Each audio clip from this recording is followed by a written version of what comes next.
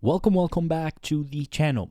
First of all, I want to thank all of you that have been part of this channel for the past year. I want to thank you guys for the support, whether that was on Fusion or the color page. I really appreciate your comments and the fact that you've got something from the videos that we've been doing and that you learned important skills.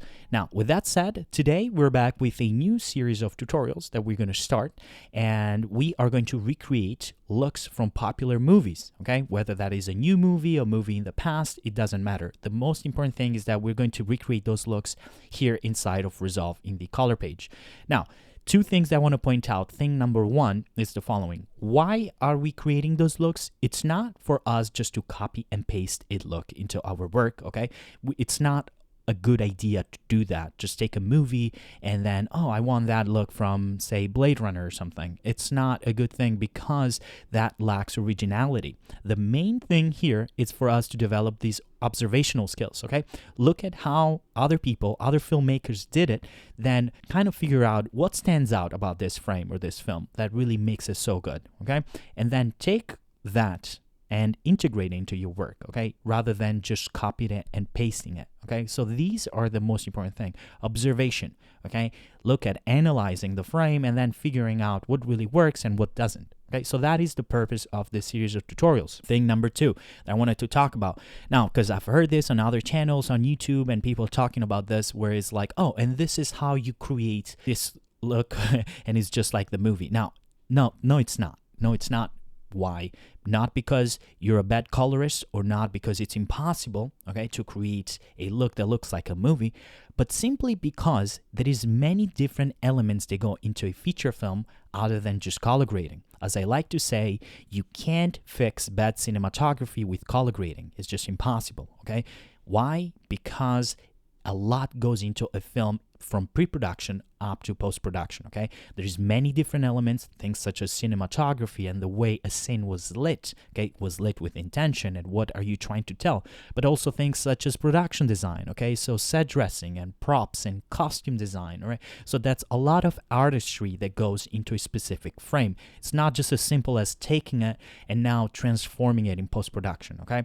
And that is something that I can't stress enough, and I've seen it firsthand where it's like, oh, let's just wing it and then, we'll fix it in post. First of all, that is inefficient. Secondly, it's a waste of time, money, okay, and makes everybody's job harder rather than, paying more attention and putting a lot more work in pre-production, okay, to really tell the story the way you want it to, okay, with intention, rather than just winging it and then doing everything in post. So that is something very, very important, okay? So you can't make up bad cinematography with color grading. Is just impossible, all right? So put more thought, whether you are an aspiring director or cinematographer, put some thought into the actual pre-production, okay? And how you want things to look beforehand rather than afterwards, okay? There is going to be some elements that you weren't able to achieve on set. Of course, that happens to every production, even the big Hollywood productions, okay?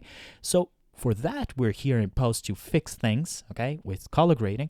However, the 80, 85, 90% of the look, okay, comes from shooting it right on set, okay? So I can't really stress this enough. All right, so now with that said, we can see that we have this clip over here. This is, by the way, a clip I got from the Ari website, okay? So this is from Ari. You can find that on their website, and you can download it for free, okay? So very important. If you want to follow along and really use this footage I'm going to be using, you can just find it on their website. Just make sure to credit them and that you're using this for educational purposes only, okay? Rather than saying it's your footage. Okay, perfect. With that said, let's look at the clip over here. We can see that it's this girl over here grabs the book right here by the shelf and then walks and sits, all right, into the chair over here. Now, what's important here is that we need a reference, okay? So what are we now recreating? And as you can see from the title, that's going to be the girl with the dragon tattoo, okay? Look, that's what we're going to do. So here I am going to open the clips over here, as you can see, and this is the frame that we are going to match it to, okay? So this is the look that we're going to recreate. Very, very good. Now, the first thing I'm going to do, first of all, let's look at this, okay? This frame over here. Now, the first thing that stands out immediately to me that this is very, very green, okay? So, and it's dark, as you can see. It's dark, it's green, there is a good amount of film grain as well, and it's very desaturated, okay? So this is very cool, has a cool and desaturated look to it, as you can see over here. Now, something very important. If you're the cinematographer, this could be much easier for you, but if you're just the colorist, it would be very, very good for you to ask, obviously, the cinematographer how things were shot, what was shot with, and obviously, okay, what if you're also, you could ask also the lens, okay, that was shot with. So in this case, we know this is a David Fincher movie, in case you can't tell, also by the look, but it's obviously cool, it's desaturated. First of all, I can see here the aspect ratio, which is a 2:3:9:1, okay? Aspect ratio, or 2.39. It's shot with spherical lenses, was shot with the great Zeiss Master Primes, one of my favorite set of lenses, by the way, and was shot with a red epic, okay? And now we can also see that this is during the day, so this is a day interior over here, okay? And that is enough information for us to know, okay, what are we looking at? Why is this important? Not to geek out on cinematography, but also because this is a good point of reference for us to start working, okay? So that's why you want to know these things. Perfect. So now, let's go back into our clip, all right? So you can click here on your clips, and you can see that this is what we have. Now, the first thing we're going to do here, okay, because things don't match, not only the look, but also let's try to get it closer to what we saw in our reference. So first thing I'm going to do here on the timeline, I am going to output blanking and choose the 2.39:1 over here, and we can see that now we have a much closer reference. Now, I don't like that the head is cut off up here a bit, so I am going to, there's a few different ways you can do this, but I like to go here on the edit page, as you can see, and then over here we can then on the inspector, you can click on the inspector over here, and then on the position, we can start now positioning it a little bit better, okay? So we have a better, right? So she's not cut off anymore. So now I can go back to the color page, and now we can see that we already have a much, much better, okay, point of reference. So now things look matched a little bit better. All right, perfect. So now let's start creating the look, okay? So the first thing I'm going to do over here, you can see that I have here the group pre-clip, clip, group post-clip, and timeline. Now, if you don't know what this is, I would strongly suggest you to go back to the tutorials in the past that I've done, all right? So there is a whole playlist where it explains to you from point A to Z everything that you need to know. So now on the group pre-clip, we have our CST over here, you can see. Color space transform. Now this was shot with the Alexa LF, and now as I said, I'm not going to explain to you what all these means. You can look at color management in the past tutorials, okay? Otherwise, let me know in the comments. We can make another tutorial and explain to you how this works, all right? So now this is shot with the Arri Y-Gamut 3, Arri Log C3, all right? So we are going to enable the node over here, our in, and then we're going to work in a larger color space in our timeline, which is going to be DaVinci Y-Gamut Intermediate. Now, things don't look right only because we've only done the pre-clip over here. We're going to go to our post-clip, which we're going to take it from over here. I'm going to enable it. We're going to take it from DaVinci Intermediate to Rec 709 Gamma 2.4, and you can see that now the clip looks much better, okay? So because this is what the camera saw on set the day of shooting. Perfect. Now, whether you are doing a output is in Gamma 2.4 or 2.2. If you're doing for web, it's something that you can easily, okay, change right over here. Okay, perfect. So now with that done, I am going to go into my clip now over here, and you can see that I'm going to click on the effects. You can see that we have only one node, and we're going to build the look right from scratch. Now, one thing I want to point out, I'm going to sort of work kind of hybridly between my mouse and my panel. But for certain things, I prefer the panel, things such as the wheels and things like that, all right? So, perfect. So now let's start creating the look. I'm going to add a few nodes along the way. But first, let's start with the first node that I always work with, which is the exposure, okay? Exposure over here. Now, actually, that's a lie, because before that, I like to add another node which is the noise reduction that I always put first right before it. But in this case, we're not going to do any noise reduction, so we're going to delete that. So we have our exposure. The next thing we're going to add right after is going to be our contrast, okay? Because that is very, very important. You can never underestimate contrast. So after contrast, we are going to add another node over here, and we are going to balance, all right, our footage. Then we're going to add another node, and this is going to be our saturation, okay?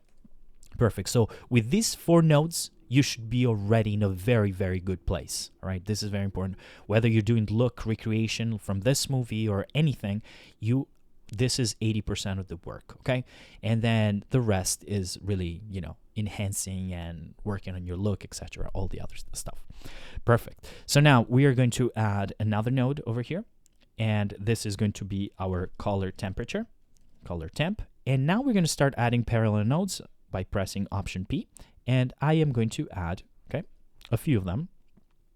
All right, I'm going to add 4 more over here. And let's start renaming them. So this is going to be my power window over here. Then I am going to add here a qualifier. Fire, perfect. Then after that, we are going to add a hue versus, and then down here, I'm going to add another power window. Okay, so PW2, okay, power window number 2. And we're going to keep it to something like that. Perfect. Now, something important to understand, and this is a question that might come, okay, from some of you in the comments, I'm pretty sure. It's like, why do you put power window here, power window 2 there? Like, what are you doing there? Shouldn't they be before you're doing any qualifier, any hue versus whatever? Okay, whatever the scenario.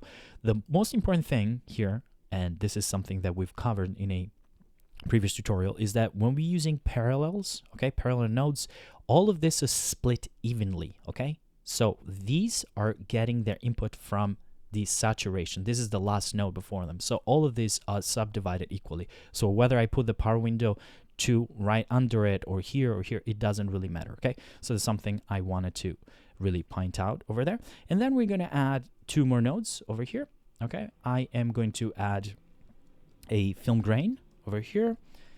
And finally, we are going to add the look node, okay, to something like that. And this should do for us. So we can see that we have here about 10 nodes so far, 11 actually. Okay, so this is 11 nodes. Great. Now, let's get started and let's look at our reference, which is the most important thing because we are recreating this. Look, now there's a few things we can do this, all right? So one of the ways, obviously, is to go here on your gallery, you click on your reference, okay? And then you can start to kind of wipe between. But a way I like to do this, all right, and that's something I wanted to show you, is that I press Option W, all right? So the way I did this is to, instead of wiping and having half frame, okay, half of my reference here and half of my clip, I like just to press Option W and have that all right, as you can see over here, and sort of like this is how you would see it in the beginning, all right? But what I do is like I take that, I wipe it all the way to the end, right over here, as you can see, something like that, and then you press Option W, and then you can swap between the 2 clips, all right? Your clip and the reference clip. So that is something that I would really suggest you to also start implementing in your workflow. Otherwise, you can always, keep it like this, and then you can go here on the sizing and reference sizing and move things around. I really don't like that kind of workflow. I think it distracts me a bit. I prefer to work like this, right? But everyone works differently, so it's really up to you how you want to do it. All right, great. So now let's get started. All right, so we're going to start with our exposure over here. And for the exposure, I'm going to be on the HDR palette over here, and we're going to start dragging things down, all right? We're going to take it down. We're going to take it down by a bit to something like that.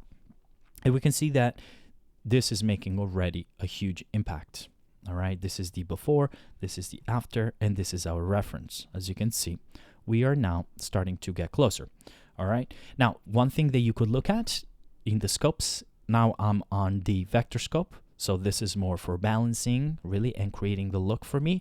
But you can go here on your waveform, all right? And we can see how things are matching to each other, all right? So here, by looking at the waveform, I can already see that we are at a pretty good spot already, all right? So now another thing that you could see, I can come here and activate my qualifier, and you can see that that's now reflected in the scopes as well. Wherever I'm hovering over, you can see that it's telling me what luminance level I'm landing at right now. How do I activate that? Well, you can go here on the options and then display qualifier focus, and that would show you. So why is this useful? Because now I can hover over here and I know that I'm in that between 384 and 512, okay? And then I can switch to my reference and go to my reference, and now I can see that the reference is a bit darker, between 256, 384, okay? So I can see kind of like where am I landing at.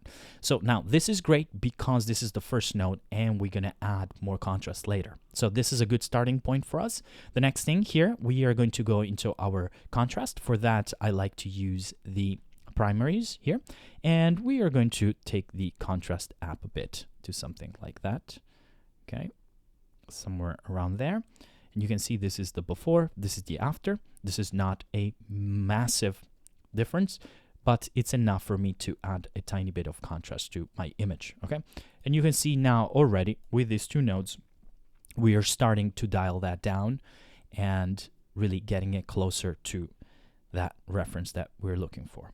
Okay, perfect. So now here I call this balance, which is usually what I use it for. I look at my skin tones and I take it where my desired look, okay? I take it to those pleasing skin tones that I'm looking for. Or if it's a stylized, you know, whatever I'm looking for in terms of skin tones, I use the balance. That's the main purpose I use it for.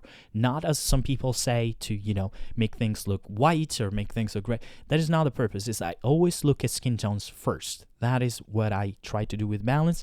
So we are going to use this a little bit different this time, sort of like already jump into the look. And for that, we are going to go into our vector scope over here. And I can already see, okay, by looking at my reference, that I'm all over the place with my clip. And the reference is definitely landing into that green area over here, as you can see. And we are going to adjust that now. So for this, I like to use my offset. I'm using my panel over here, and I'm going to start now pushing it towards, okay, that area to something like that, okay? And now if I go full screen, you can see this is the before, this is the after. This node is making a huge, huge, huge difference already, okay? You can see we're getting closer to our reference. The thing that I'm looking at right now, I'm looking at these white walls over here, and I'm looking at also my clip, okay? You can see that now are matching better, okay? We're not quite there yet, but we're getting closer. Perfect. So now the next thing we're going to do is, as I discussed earlier, you can see that our reference over here, it's very desaturated. Why wouldn't it be? It's a David Fincher look, okay? So that is traditional Fincher look. So we need to take it to this place. And our clip definitely is too saturated for compared to our reference. So I'm going to go here on my saturation. For this, I like to use the HDR, okay? And we're going to start dragging things down. I'm going to take it down, okay, to something like that. You can see this is the before, this is the after, and this now, it's really making a big difference, as you can see. Okay, we're getting very, very close now. You can see that now these 4 nodes already, we took it from here to here, all right? And you can see that now, all right, we are getting there. Not quite there yet, but we're starting to. Now, the next thing we're going to do, I'm going to go on my color temp, and I'm going to stay once again in the HDR palette over here, and I'm going to drag my temperature now. I'm going to go heavy with this, all right? Really heavy, something like that. And also the tint, I'm going to go more green with this. I'm going to keep pushing it, something like that. And now if I go full screen, this is the before, what we just had earlier, and this is the after, okay? And now, look what's happening. All right, we are getting closer and closer. I'm looking at the skin tones. Now the skin tones are getting closer and closer to our reference. However, we got a little bit too blue, as you can see. So now how do I fix that? I'm going to go back to my balance over here. All right, and with my offset, I'm going to start now taking it more towards green once again to something like that. All right, maybe went too far. Boom. All right, look at that, before, after. Okay, great. So now with that done, we are going to add the film grain, all right? Because our reference does have a good amount of grain, and you can see it here. It's pretty heavy. So and our image is too clean, as you can see. So let's do that. I am going to go on my effects here, and on film grain, something I use quite often. I'm going to drop it here on my film grain. Now, here it doesn't matter which preset you use, so I'm going to use the 35mm 200T, but then what really matters is your grain size and your grain strength. So I'm going to increase that right now. I'm going to push it, and I'm going to do the same with my grain strength. I can also go a little bit heavier with this. Don't want to overdo it, but something like that. And now I'm going to go full screen, and look at the difference that is making now. This is our reference. This is our image. You can see how much now the grain, all right, is bringing that texture into our clip. And it might be a little bit hard to see on YouTube, but look at the columns here. Okay, so this pillar, look at the face, okay, of our subject. You can see that it's definitely there. Okay, very good, very good.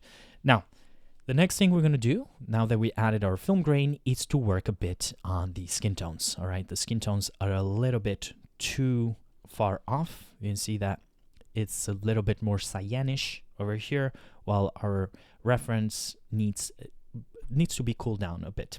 Okay, so we're going to do that next. So we're going to start first off with the hue versus over here, and I am going to go here on my hue versus hue. And we are going to now just quickly select her face. You can see we have a selection. And then I'm going to drag this down a tiny bit to something like that. Okay, you can see now this is the before. Look at that. And this is the after. You can see that we got rid of that reddish. So maybe I can take it a little bit down. Something like that. Okay. And now we are getting closer and closer to our reference. Okay, maybe I can do a little bit less over here. Great. Okay, so we're there. And the next thing we're going to do now is I am going to push the skin tones a bit more towards cyan, because now they're a bit too green. I can do that in many different ways. I can also use a qualifier. Okay, why not? So here I'm going to select the qualifier, and I'm going to select the character's face, and then we are going to see what we're selecting over here. I like to use the luminance over here, and now let's start dragging this to something like that. That should do it. It doesn't matter if you're selecting the background, because we're going to implement this also with a window. Okay, so I'm going to add a window over here and extend it just to her face, something like that. Soften it a bit, and now we know that we've selected only the face and the wherever the skin you can see. All right, actually I'm going to make it a bit like that. Perfect. And now we're going to push it, as I said, towards that cyan color, and for that I am going to use my gamma, and I'm going to start now, hide this window, and now I can start dragging towards that color. Okay, to get a bit closer. It's very sensitive, so you have to really be careful with it. All right, and now you can see it's not a huge difference, but I'm looking here at the cheek. Okay, so this is a bit warmer. Now we took a bit more towards cyan. Okay, the reason why we're doing this, it's because we, as I said, are trying to match our reference. Good. Okay, okay, we're getting there.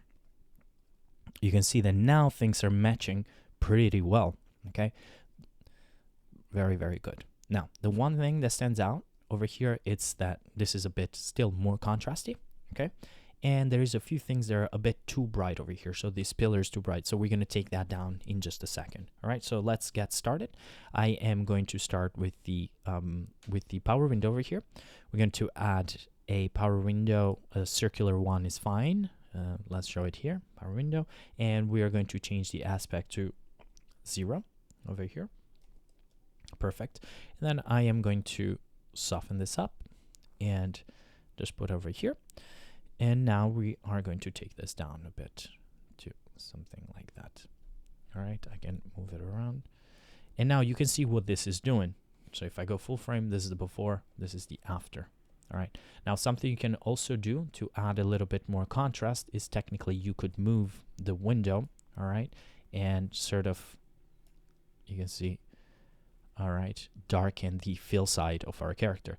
Very, very important. Don't just arbitrarily put windows in your frame. Look at the frame. Look at what the lighting is coming from. Okay, so this is the side of her face that is lit, and if you want to add shadows, you'd add it on the fill side, right? On the opposite side, not on the key side. This is something very important. Oftentimes, I see people just adding windows there. You have to look at the frame, all right? So how things were shot on set, we could see it here, all right? So this is the lit side. This is a bit darker, so we can add a window and really create that contrast into our face. So in this case, I'm going to move it back a bit over here, and now we can see this is the before, this is the before, this is the after. Okay, so we took it down a bit, and now we are definitely closer to our image. Wow, it's looking really good. Perfect. So now the next thing we're going to do is to, as you can see, we did basically all of it, but we can also add a bit of a sort of like a vignette. So here on power window 2, I can add another one to sort of add a bit more focus to our character. All right, so make her the most important thing in the frame. So we could do something like that, and then remember to invert it. Now I can hide this, and I can start now. All right, pulling things down over here. As you can see, go to something like that. And this is the before, after, so that's not doing as much, but there we go. Before, after.